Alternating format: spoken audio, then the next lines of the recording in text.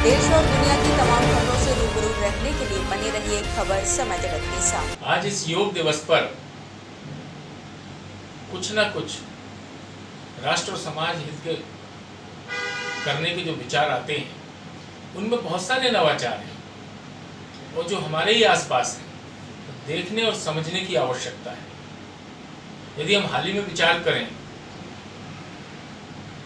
तो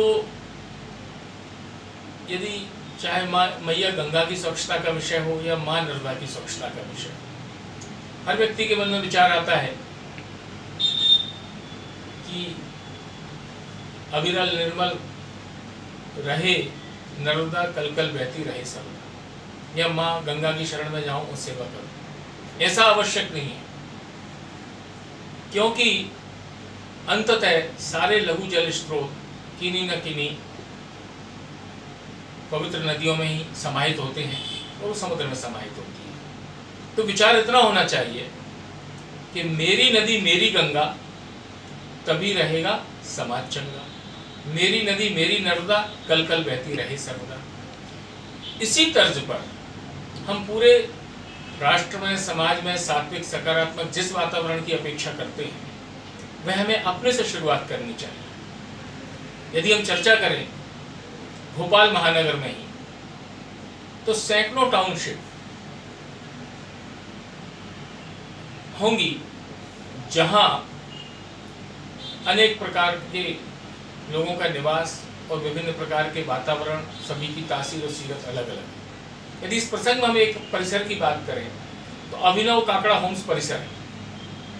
अब अभिनव काकड़ा होम्स परिसर में विगत 3 वर्षों से हम इस बात को देख रहे हैं कि कोई ना कोई इस प्रकार का सामुदायिक सामाजिक सहभागिता के इस प्रकार के कार्य किए जाते हैं। चाहे वो बारिश के समय वृक्षारोपण का कार्य हो, चाहे बच्चों की नैतिक शिक्षा और योग का विषय हो, या सम्मिलित और सामूहिक रूप से उसके प्रति किया जाने वाला समग्र हितकारी कार्य हो।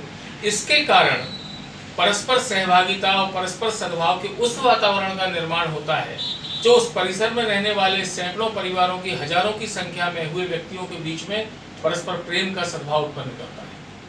और जब किसी अच्छे विचार और प्रक्रिया से एक सामूहिकता के भाव से कार्य किया जाता है तो अन्य शक्तियां भी साथ हो जाती हैं, ब्रह्मांड की शक्तियां साथ हो जाती हैं।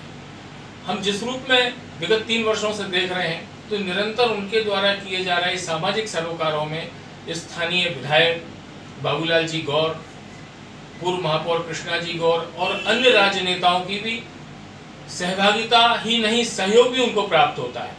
तो क्यों ना ऐसा विचार किया जाए, पहले हम स्वयं को ठीक करें, अपने परिवार में सात्विक सकारात्मक वातावरण लाएं, फिर अपने परिसर में लाएं। यदि हमने यही कर लिया, यदि हमारा सिर्फ इतना ही विचार हो गया कि अभिनव परिसर के अभिनव नवाचार प्रकृति संस्कृति के श्रेष्ठतम कार्य, सिर्फ इतना सोचना काफी है।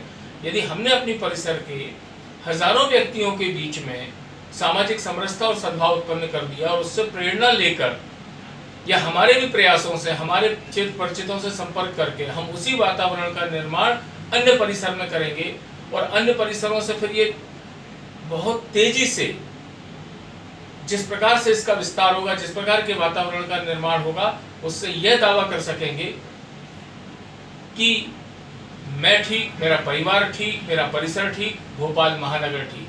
जब सारे महानगरों में इस प्रकार के वातावरण का निर्माण होगा तो ये उससे अन्य महानगर प्रेरणा लेंगे। कहने का अर्थ यह है कि अपने हिस्से की ईमानदारी को निर्वहन करने का ये श्रेष्ठतम सार्थक प्रयास है और अभिनव परिसर के इन अभिनव नवाचारों को समझना, सोचना और उसका अनुसरण करना ही श्रेष्ठतम सार्थक कार्य है। धन्यवाद। देश और दुनिया की तमाम खबरों से रूबरू रहने के लिए बने रहिए खबर समय जगत।